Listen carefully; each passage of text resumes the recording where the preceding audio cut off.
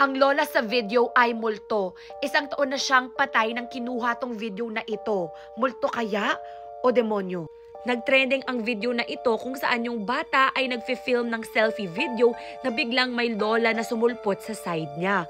Pero patay na si lola, about 1 year na siyang patay. Ang gamit niya ay ang cellphone ng kanyang nanay. So yung nanay niya nagluluto, so nilapag yung cellphone. So yung bata, nung Mother's Day, kinuha yung cellphone para mag-selfie at mag-selfie video. Tas nung gabi na iyon, nakatulog na yung bata, tas yung mommy tiningnan yung cellphone at laking gulat niya nung nakita niya yung video.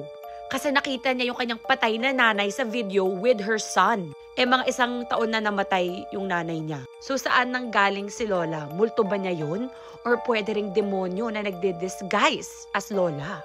Or baka ibang multo na nagpre-pretend to be Lola? Because sometimes other ghosts or demons can pretend to be our loved ones. So nagtrend to at naki-MJS. So ano sa tingin nyo? Edited? Or may supernatural na kababalaghan nangyayari?